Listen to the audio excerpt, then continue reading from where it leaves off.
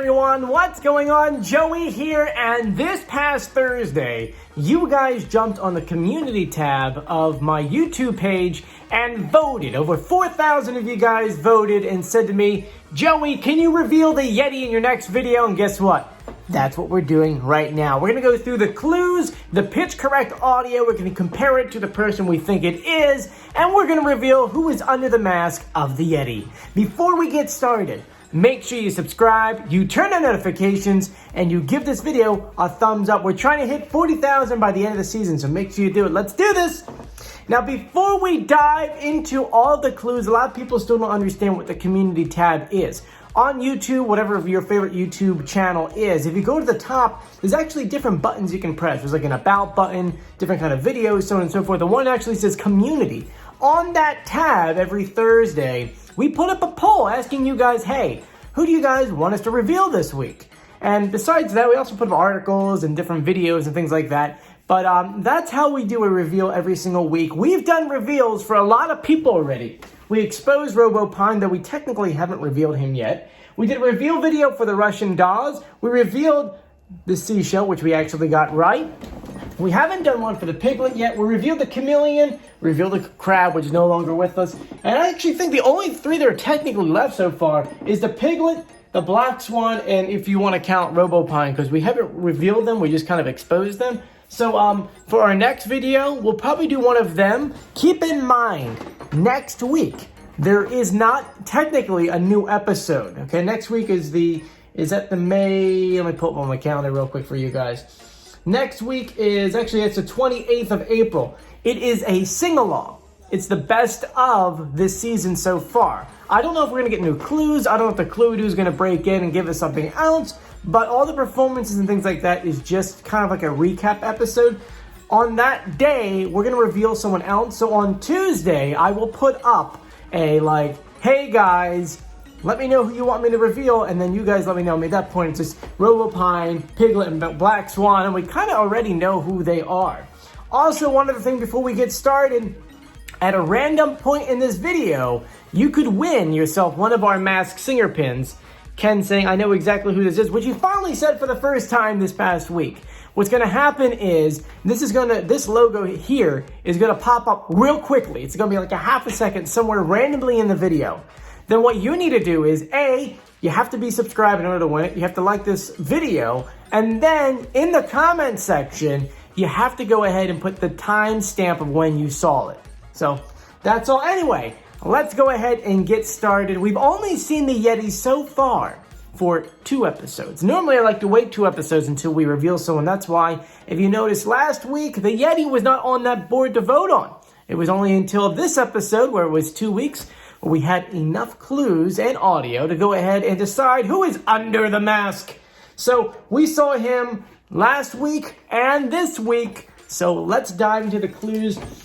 To be honest with you, while there is a lot of length in this, he kind of just talks about the same thing in each paragraph. You'll see what I'm talking about. The first clues are from episode 6. They wheeled him out in a cage. He says, as a Yeti, I only come out of hiding for a mammoth reason, and there is a wild force to be reckoned with. So watch your step. Where I come from, too many Yetis become monsters, but I had a secret weapon. A village of warrior women who are always there to show me the way. Having them as motivators and teachers was golden and made me the abominable gentleman I am today. Knowing these warriors had my back, it gave me the confidence to go to the mountaintop when others wouldn't even dare. Then he roars. He roars a lot in a lot of his clue packages. Yetis are usually chased from the village. I was raised by it. In that clue package, there was a ton of visual clues. We saw a bundle of wood, a red heart, which was with a bunny, and they kind of took it away later. We saw 3 cupcakes with 3 candles. We saw a ton of different berries being put on with jam as sandwiches. And then for that episode, it was the Nick Cannon, get the canon clue, and his was Aphrodite, which is the god of love. After that was episode 7. He says Yetis may get lonely, but that's when you find self-growth.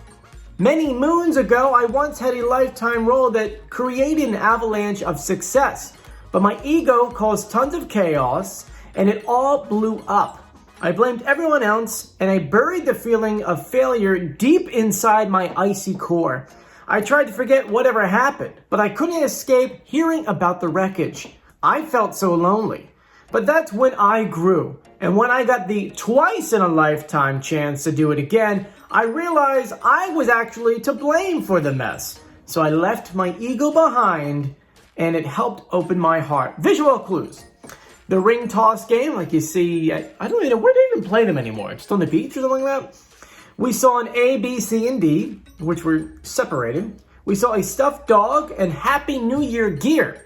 His food delivery service brought over some donuts. Those are all the clues. There really aren't many clues, as I said before. There's not many things to line up who this is, which only makes it more challenging, but to be honest with you, it is a lot of fun. This is like the part of my job here on this channel that I love to do, because there really is enough to point to like 5 people. And it's not until you really listen to the pitch correct audio, you're like, oh, I know who this is. And so we're gonna dive into that right now. For those who don't know, every single episode, we get these brand new clue packages, and in those clue packages are the celebrity speaking. But Fox is smart. They're like, hey, we can't play the regular voiceover, because if we do, people are gonna recognize the voice, and then from there, they're gonna know who it is. So they take the audio, they run it through a process which pitches it up, speeds it up, and that way it doesn't sound normal. It's kind of hard to hear. But doing what I do, I figured, we could probably reverse engineer this and figure out who is under the mask. Now, I'm an executive audio producer here in New York City, where it's my job to make audio sound good, and when it sounds bad, it's my job to make it sound good. I mean, ultimately, I'll do whatever I have to, taking out high EQs, maybe trying to fix the grumble a little bit like that, maybe it sounds staticky. When it comes to this, I figured I could go ahead and fix it, slow it down, pitch correct it, and then we can hear the real celebrity voice. Now, once you get to that point, you then take like your top 5 guesses and you compare the voices. And then from there, you make sure the clues actually match up and the audio matches up, and then boom! You have who's under the mask. Now, we've been doing this since episode 1 of season 1 of The Masked Singer, and we've gotten them all right with the exception of one, the Eagle, Dr. Drew, who, for the love of goodness, I want him on this channel. We'll get you on here one day, Dr. Drew, I promise you that. Anyway, let's go ahead and play the original audio that Fox gave us. Then we'll play our pitch correct audio, and then we'll reveal who's under the mask. Let's do this. Yetis may get lonely, but that's when you find self-growth. Yetis may get lonely, but that's when you find self-growth. Many moons ago, I had a once-in-a-lifetime role that created an avalanche of success. So who do you think it is? I think it's B2K's Omarion. That's right, let's go ahead and compare his audio. Here is him speaking.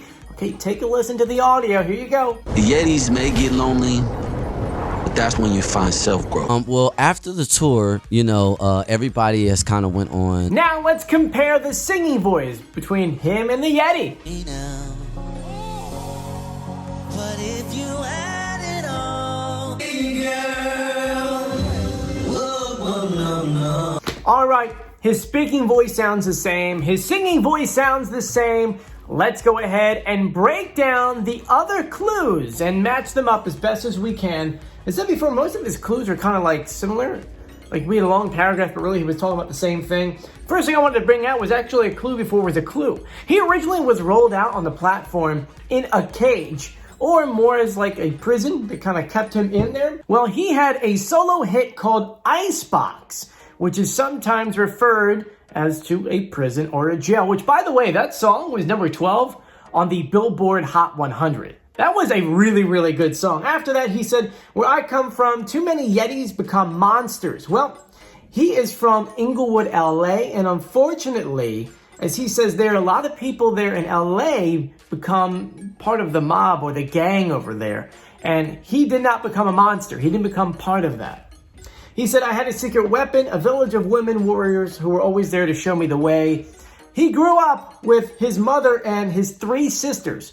He truly had a village of women. And in an interview with Vlad TV, which I actually just got done playing right now, he actually talked about how important his family is and how his mother and his sisters helped guided him when he was young, especially to stay away from all the gang stuff. From there, the visual clues. The wood, he's from Inglewood. So, Inglewood, yeah, I'm saying, right? Inglewood, California. So there's your wood. A big heart with a bunny refers to him being on love, the heart. And hip hop, like a bunny, hip hopping. Or hop hipping? Hip hopping? Yeah, the hip hop, right? Yeah. Then we saw the 3 candles. There's a few things I could relate to. I think it's the original 3 albums that B2K went ahead and actually released. After that, we saw many different kinds of berries, and I believe that relates to his actual real last name, and which is Grandberry. I didn't know that, by the way. I had no idea. And when I saw that, because normally I go through the Wikipedia stuff after I watch the clue package, I saw that, I started screaming. I'm like, oh my God, that's it! Oh my God, there's the berries! Because I had no idea at first what the heck they're related to. Then was the Nick Cannon clue, Aphrodite. And we do know, Aphrodite, once again, he is the god of love. And who sings and writes a lot of love songs? Yeah, I know, he does. He really does. After that was episode 7 clues, where he talked about he once had a role of a lifetime, of success, but his ego got in the way. He promised himself when he got the twice in a lifetime opportunity that, he would do better, and that he's the one to blame, blah, blah, blah, blah. Well, we do know that the band B2K had gotten into a major fight in 2003, which eventually led to them breaking up. But later on, it wasn't revealed that it was actually him who caused all this fight. He said it was kind of a me versus them situation. With his solo career, he really wanted to split from the group and ultimately become who he is today, And unfortunately, the other band members didn't want that. I believe he wanted some kind of break, but not really to end the group. Yet at the same time, they're like, no, we want to do this together. Now, that second in a lifetime chance was them coming back together. What year was that? 2019 when they came back together. So there's your twice in a lifetime chance there.